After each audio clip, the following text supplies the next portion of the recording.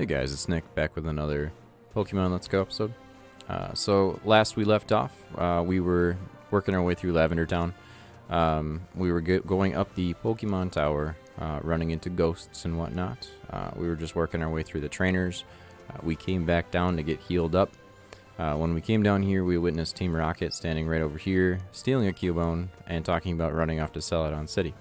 So we decided to pursue that because I've got a feeling that's where we're going to get our Sliff Scope to be able to determine where these, what these ghosts are, I should say. So we decided to continue on this path here, and as we were continuing down this path, we started running into trainers, and we're going to Celadon City and a whole bunch of other stuff. So I decided to segment that into another episode. So last time we faced a gamer, he was pretty strong. This guy's got a Sea King, huh?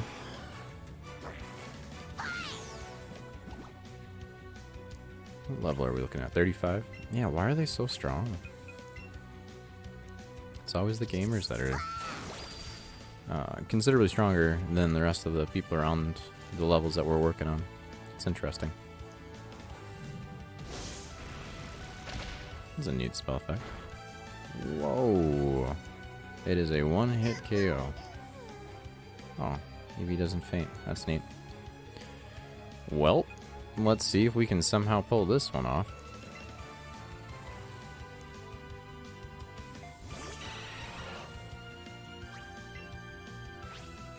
It'll be interesting, to say the least. Just go swinging with my hardest attack, I guess. I'm faster than it, so that's good. Okay, so we avoided the first horn drill. It's kind of funny that most of the times that I've been... Oh, that's a death. Most of the times that I've been killed has been from one-hit KOs, and exclusively one-hit KOs. It's like from full to nothing, I get taken out.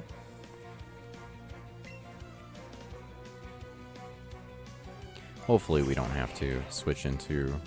Oh, I have Thunderbolt on this character. We don't have to switch into using a revive or something. There we go. And Pennywise takes out the Sea King, the dancing clown. Bonerang. Bone Meringue? Is that how you say that? We'll say it's Bone Meringue. No, hold on. Oh yeah, it's a Leer. Well, we always get rid of Leer, right?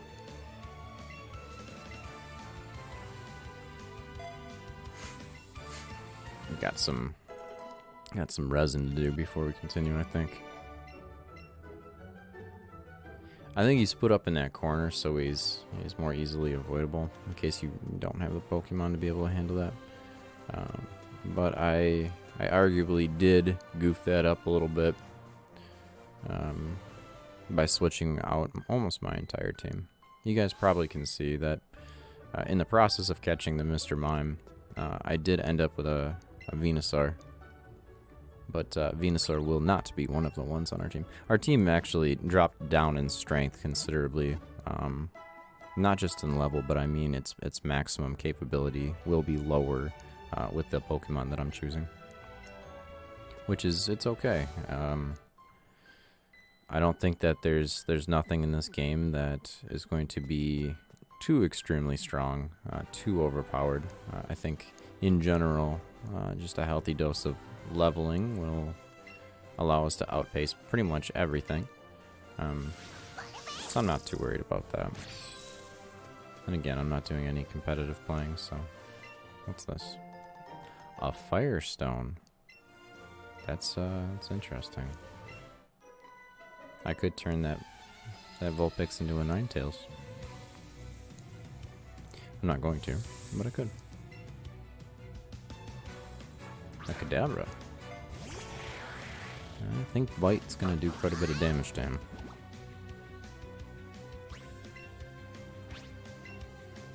I was thinking about using a Kadabra because they're very mystical and whatnot. They're just not very spooky.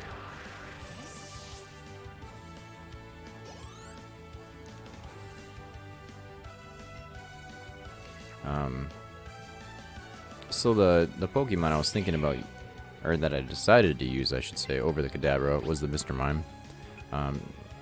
It would have been different had it been something where I could get an Alakazam. I think Alakazams are worth having that spot over the Mr. Mime. We could arguably say that there are parts of it that could be fairly creepy. I mean, the mystical side of things is interesting. But just at where the Kadabra is versus where the Mr. Mime is, their speed and their damage output is comparable. The Mr. Mime is a bit slower and is a bit more defensive, but not that much. However, the overall capabilities at the level that Kadabra is going to be capped at, the Mr. Mime will outperform.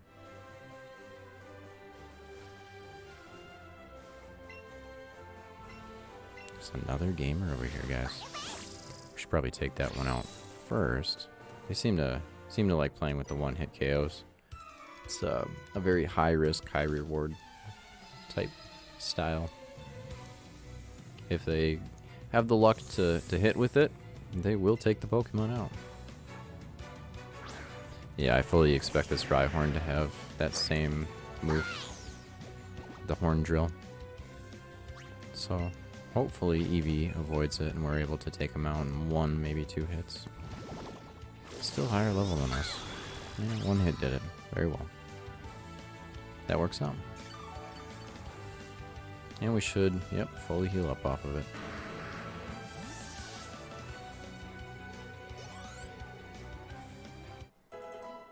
Level 21. Gamer Stan.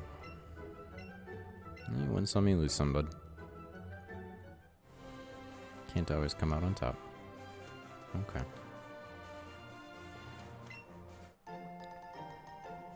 Yeah, that's just something to be sold. I don't ever use the X abilities in battle. How's my chemistry grade? Man, I haven't been in chemistry in a full 10 years now. Last time I was in chemistry, it was my senior year. I took college prep chem.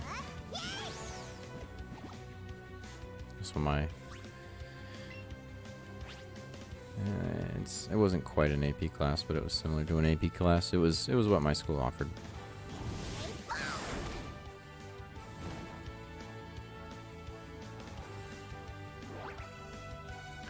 I wonder what that is that I'm able to keep doing that.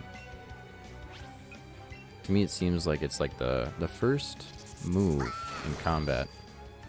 Eevee always has some way to avoid it.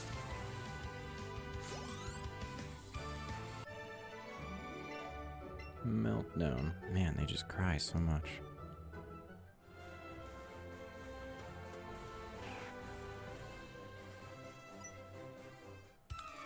I forgot we gotta face this rocker.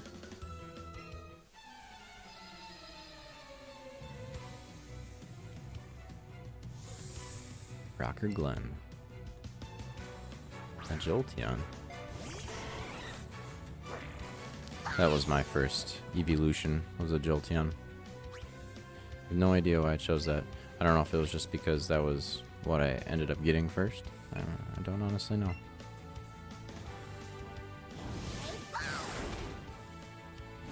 Will it die from the burn? That's the real question.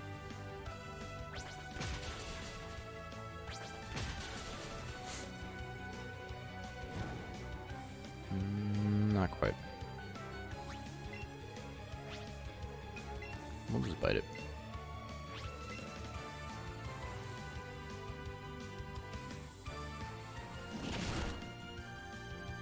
That did it.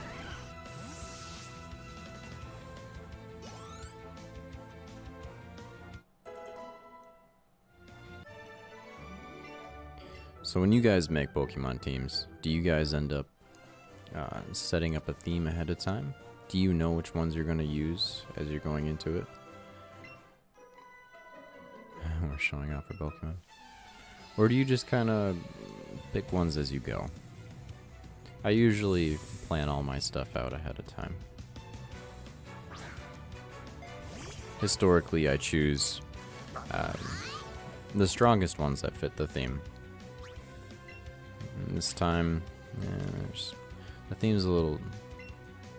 It's a little hard to pick a creepy themed team, or like something spooky to go along with our stories and things like that. It's a little bit harder to pick a team like that in the first gen, just simply because of the limitations of what's in here. But I suppose you can look at that from pretty much any of them.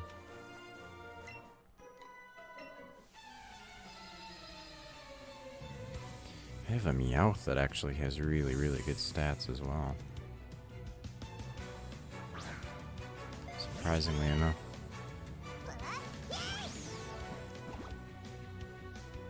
There's quite a few Pokemon. I wonder if they're just 3 Meowths. Fake out.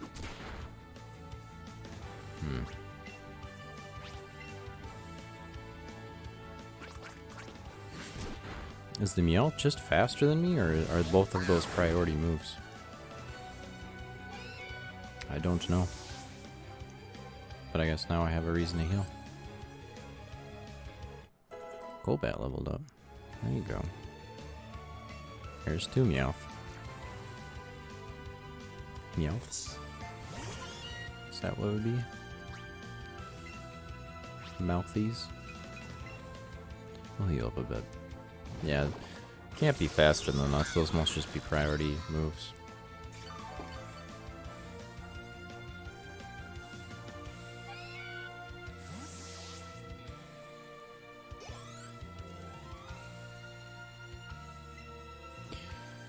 So, yeah. How's everybody doing? Is there anything extraordinary happening in life right now? Anything super exciting that you guys are happy to go through? Some of the other video games that I'm looking at doing here pretty soon, I think we talked about it a little bit, but on the docket I have Skyrim, I have Doom, and I have, I think it's Little Nightmares is what it's called. I'm looking at possibly doing some World of Warcraft videos as well. I stopped playing that about a month and a half ago, 2 months ago. I've always been kind of on and off with it ever since Miss Pandaria. But I've been playing a Demon Hunter before I quit. I was actually pretty good on the Demon Hunter. Very decent damage that a Demon Hunter can output. But yeah, out of those different video games, is there one that you guys would rather see? I know I have been getting some comments about Skyrim. Skyrim is a very large project, and again with Skyrim, I always like to have my character planned out ahead of time. So that way, I mean, that is one that you can choose how you want to roleplay that pretty well. And I have a general idea of the character that I want to play in it. But if you don't have kind of all of your I's dotted and your T's crossed before you start getting into that world, you might start working on something in it that you decide does not actually fit your character very well. So that's something that I've got to iron out a little bit. Man, this guy wants tea as well. Where do I get this tea?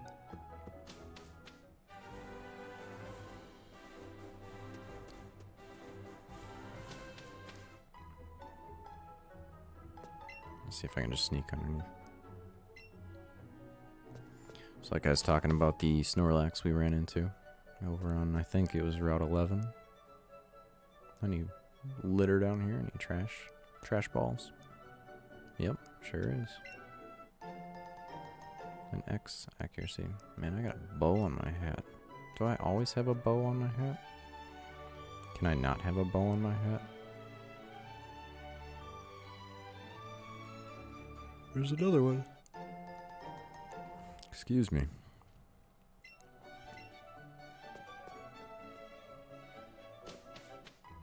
Just in a very chill mood today. Not super over the top and excited. I get like that. Did we manage to somehow get our way to Celadon? Where are we?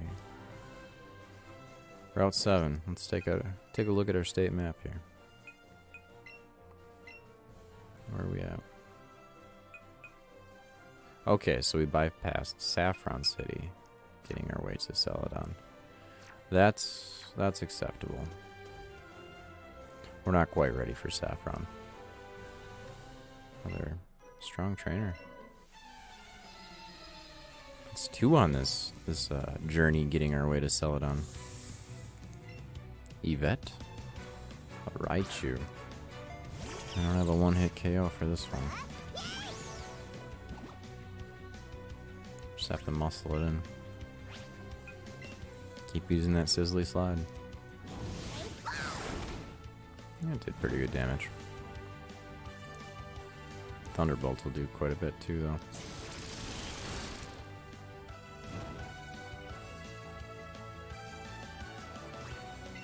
I'm excited to see what the move Thunder looks like.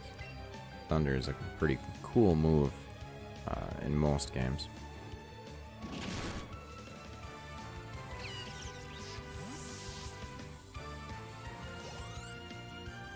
It's interesting that Raichu's Doug Trio. No, we've got type coverage for that. It's interesting that when Raichu has its battle cry, the battle cry actually sounds electrical as well. I like that. It's the little things. Ooh, an earthquake. Yeah. This should heal us up quite a bit, though.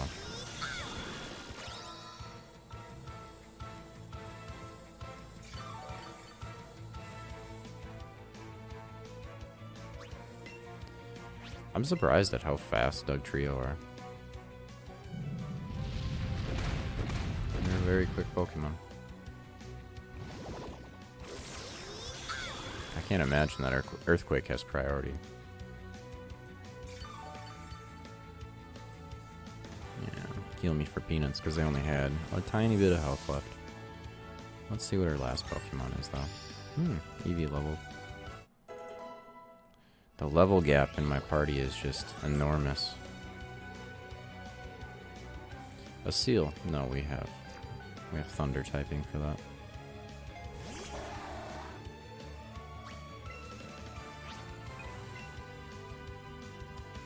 Man.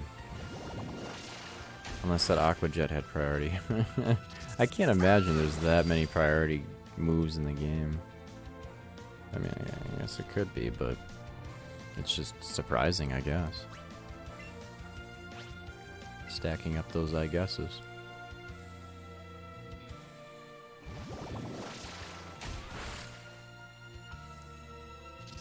That should take him out.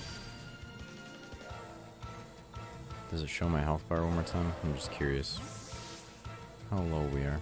I think we're down to a third.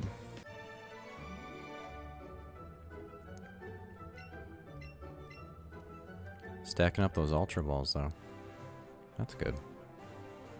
What's over here? Elixir. So I'm thinking something we're going to do here is we're going to use a Super Potion. Maybe 2. Depending upon how many we need to get Eevee in fighting shape. I don't know how much longer this this route is going to take before we can get to a Pokemon Center. We only need 1. That's good. See if we missed anything on the way over. No, we didn't.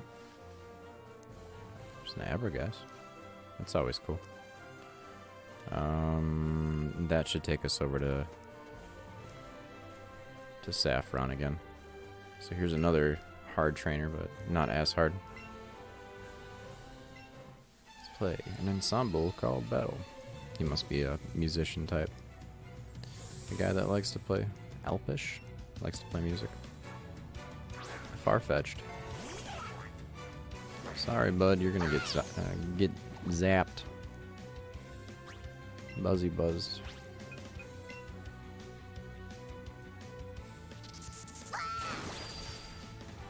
Doesn't take you out. You hold on. That's good. You're strong. This does I think that does more damage if they have a status effect on them. Need some water type to heal up just a tiny bit. Hopefully the next Pokemon is one that we can use water typing on.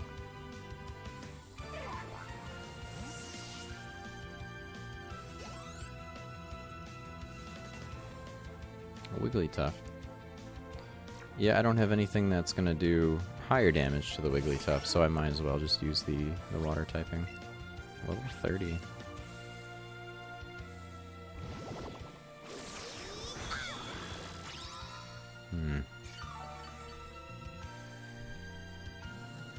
At least it's healing for quite a bit. And if I don't inflict a status effect, that might not do as much damage. So clearly this guy's going to give us the TM for Facade, because both of his Pokemon know how to use it, and that's the first moves that he uses both times. So we can tell already that that's where this is going to go.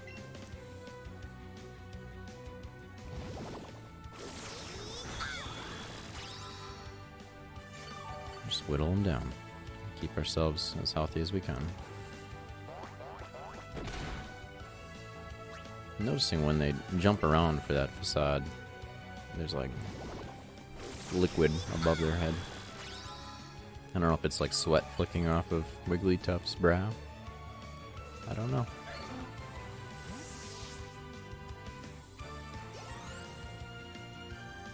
Mr. Mime. Keep it going, man. It's technically a woman, but for me that's just weird to have a Mr. Mime that's a female. There's Facade.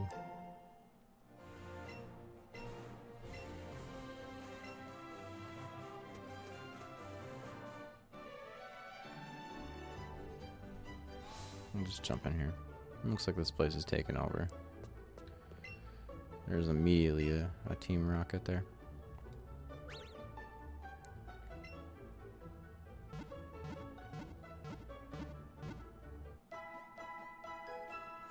Okay.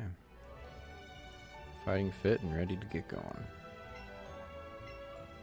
Let's talk to these lovely people here and see. Oh, there's a trainer over there. An amazing fortune teller. Okay, we'll have to go talk to the fortune teller.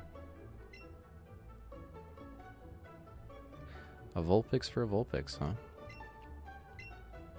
I might have one of those for you. It's a level 27 Vulpix, so I can even give him a lower level Vulpix and I'll still get a level 27 Vulpix. And if you guys look at that, that's an Alolan Vulpix. You know what? I'm gonna do something here. So, on your guys' screen, it's going to just essentially cut right to where we get the Vulpix. But behind the scenes, I'm gonna do something for a little bit here. I'm gonna make sure that the Vulpix that we get is an appropriate Vulpix, is a good fit. So, there's gonna be a little bit of a cut, a little bit of a transition, and I'll see you guys in a bit. All right. Alright guys, we're back. That didn't take nearly as long as I thought it was going to. It was literally my second attempt.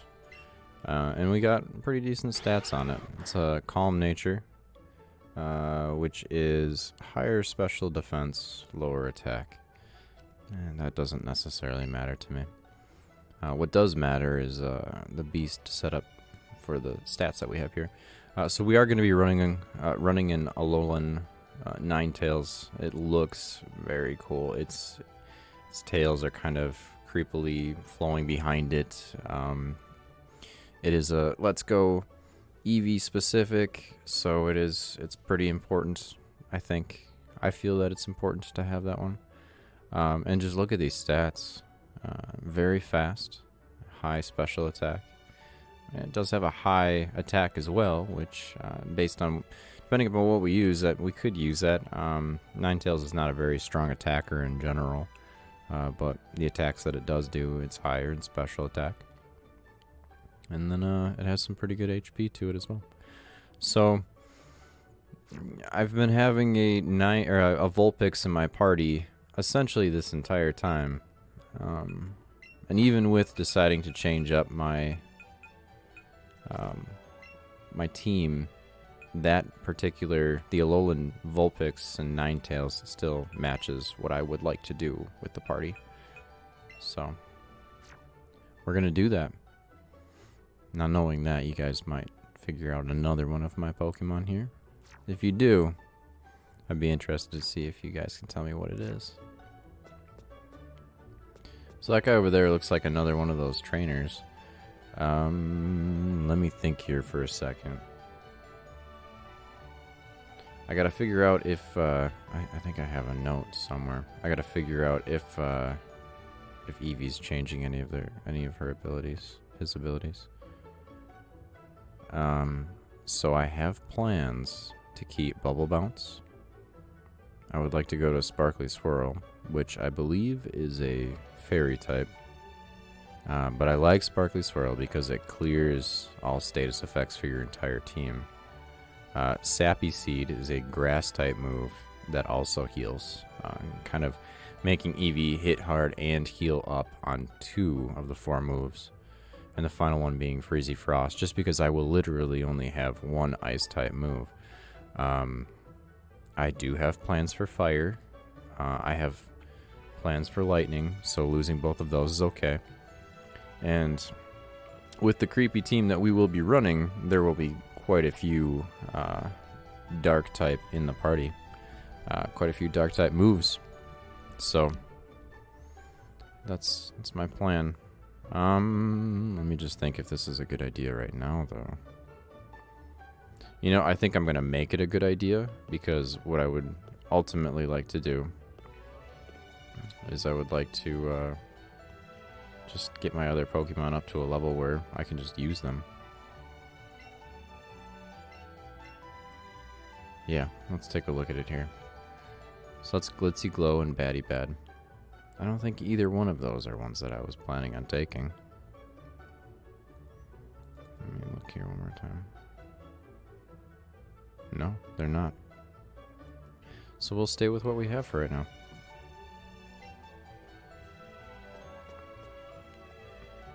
Okay. Let's talk to gentleman, Bluetooth guy. So we need a Pokeflute. Go to Pokemon Road. I'm not aware of what Pokemon Road is right now. Is her name Madame Celadon?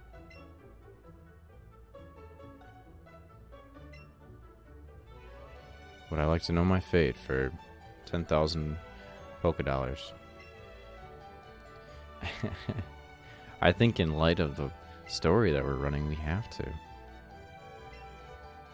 There are 5 flowers of different colors in front of you. Which flower do you water? I'm colorblind, lady.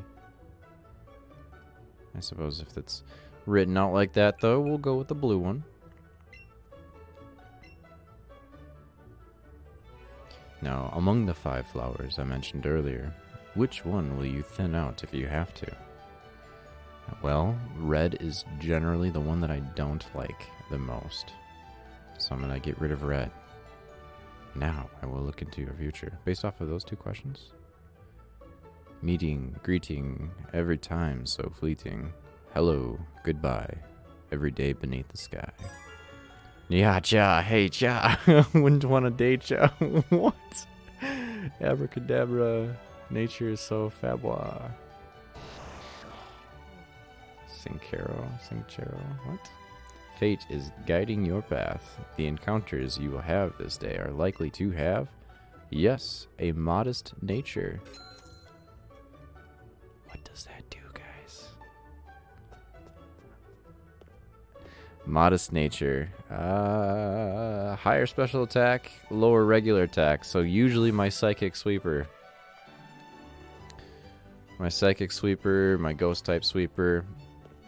So let's go get us a Ghastly so we can make use of that.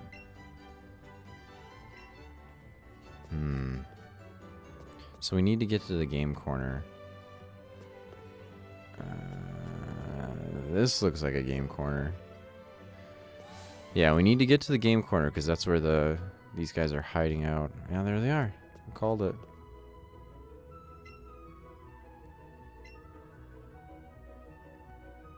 Okay, so they handed off the cube one already.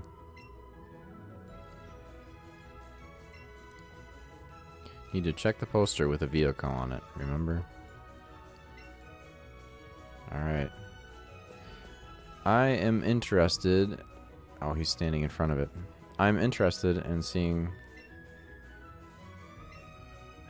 We can't even use the game corner. See what Gamer Guy says. Alright, we gotta get this guy out of the way so we can get into their secret hideout. Okay, that's easy. We'll just defeat him in a battle and we'll be on our way. Eradicate.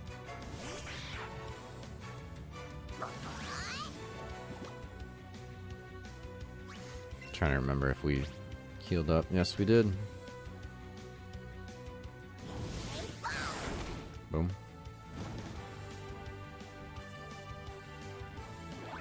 We avoided it. Down, go eradicate? Nope. Close though. Very close. He's probably gonna quick attack before he dies. No, he's not. Okay.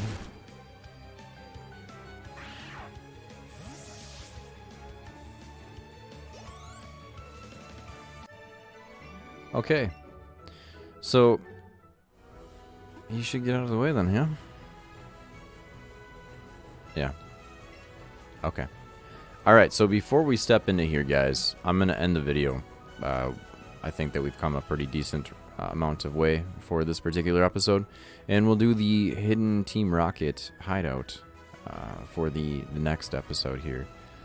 So thanks for stopping by. Leave a like if you liked the video. Give me a comment. Sub if you haven't subbed. Hit the bell. Have a great day.